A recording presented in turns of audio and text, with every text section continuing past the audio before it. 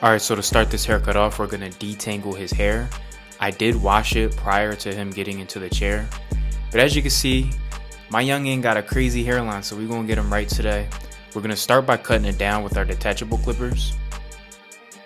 And this is the 2.5 blade.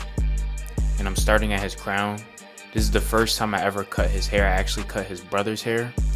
His brother asked, hey, can I bring my little brother through? I was like, yeah, bring him through. So we're gonna cut his hair down and basically give him a basic haircut. Just taper in the back, shape up with enhancements. As you can see, he has crazy hair growth on his forehead. We're gonna take care of it. I'm excited for you guys to see this haircut. Not a lot of cuts that I do like this without a taper, so I'm definitely excited. So I'm being safe by just chopping it down with this length. As you can see, he got a crazy cowlick in the front. I usually look at stuff like that during the client consultation, even if it's a kid. You know, I like to pick their hair out, see what's under all that. So after that, I grab my one guard, put it on my Andis Masters, and I'm going with the grain. I'm gonna take it down low. Obviously, he doesn't get a haircut too often, so with that, I asked him, you know, what he wanted to do. He didn't really care, so I'm gonna take it down pretty low, but it's still gonna have a nice dark wavy look to it. And I'm opening the lever near the cowlick just to be careful. And on the crown, I'm going with the grain, just being careful not to plug them. I like to do this, leave the crown for last, just because it's safer. For those who are new and you don't know what a crown is, it's basically where your hair starts growing, basically, in the most simplest way. For the taper, simple, just fade the back out. You can't be walking around with no round back. I can't give a client that. Do I have clients that get round backs? Yeah, for sure. But the youngin would get roasted if he showed up in school with a round back. So we ain't gonna do that to him. We're gonna hook him up with a nice taper. I got my one guard on right now. If you wanna follow along with these steps, the instructions are in the left hand corner. This is the guard that I'm using. Pretty simple, straight to the point. I got my 1.5 guard on right now. And I also am gonna use foam in this video. When you're cutting off a lot of hair like this, you always wanna lay it down somehow. Although his hair does lay down, if you look very closely, he still has those loose frizzy hairs. Some type of moisture product will always take care of that if you brush it in really, really nice. And I use a specific foam that usually lays down this type of hair very, very nicely and smoothly. So I'm definitely going to use that and show you guys.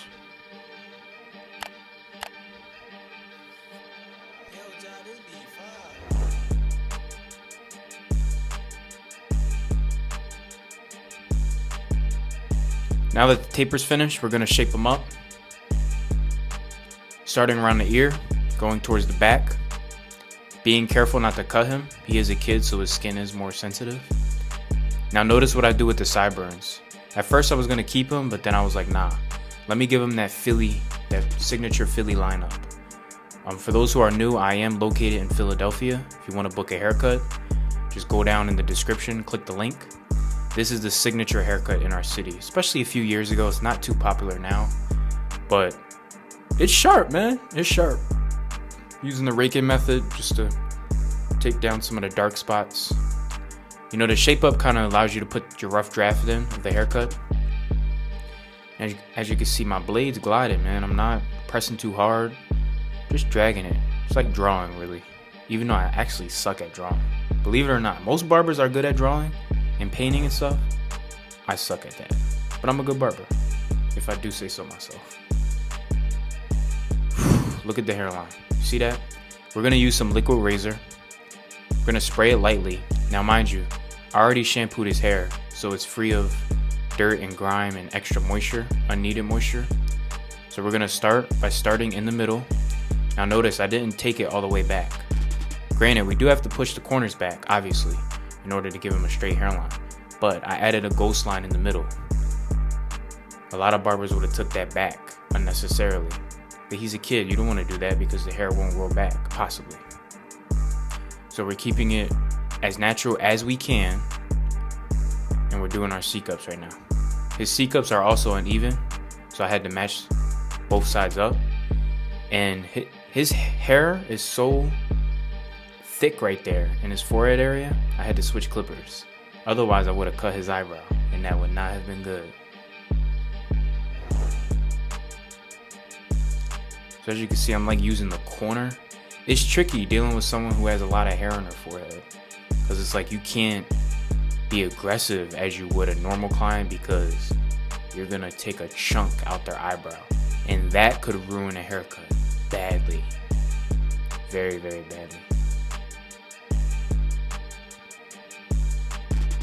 So I'm touching up the sideburn area, hitting the other side. As you can see, I'm dragging it all the way down basically to his eyebrows, because the hair was just so thick in those areas. And he was a very good client. He got a little antsy, but I told him I was recording and that, you gotta stay still a little bit, little man. So we're matching up the other C-cup to match the other side. Just cleaning up those little hairs under that. And now we're gonna add some enhancements. I know a lot of people I'm gonna receive backlash. Oh, don't put enhancements on a kid. I thought it would look better, especially considering the light spots in his hairline. We added it lightly, nothing crazy. We added it mostly in the middle to kind of blend in his cowlick.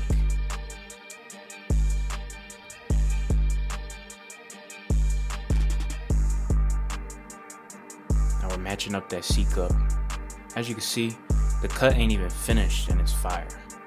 So we're gonna add enhancements to the C-cups just to match the front hairline also. And now we're gonna reshape it up. It's important to reshape it up after enhancements, because sometimes you can make the hairline crooked when you spray it. Now we're gonna style it. So the foam that I was speaking about earlier, this is it. This is gonna make all his hair lay down. As you can see, he didn't know what the heck I was doing. I could tell he was confused during this part, but he trusted me, he trusted the process, and the cut came out fire. So I'm gonna brush it in, kind of being careful near his hairline and the cowlick. I don't wanna mess up the hairline. We're gonna throw a do-rag on him, blow dry it with hot air and then medium air for about 3 to 4 minutes. You wanna make sure the foam rests and actually falls into his scalp and melts, basically. You basically wanna melt the foam, if that makes sense, without burning your client's scalp. So once you take it off, that's how it's gonna look, nice and shiny. Still a few flyaways. You're gonna have to retouch up the hairline a bit.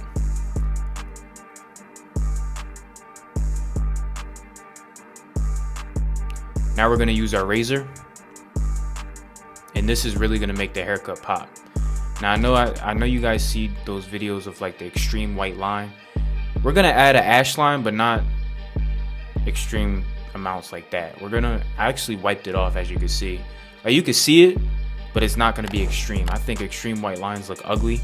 It's pretty popular in the city where I'm from, but I definitely wiped it off. And the main purpose of the razor is to get those leftover stubbles on the forehead. Now we're just gonna coast his hair. This is called freehanding. And look at that. That's clean.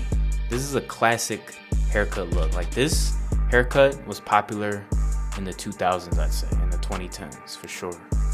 This is how my client came in.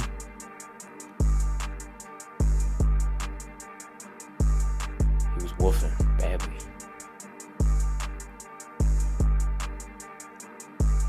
And this is how he's leaving. If you enjoyed the video, drop a comment. This helps me be put into YouTube's algorithm more. Like, comment, subscribe. It's 4. I'm out. Peace.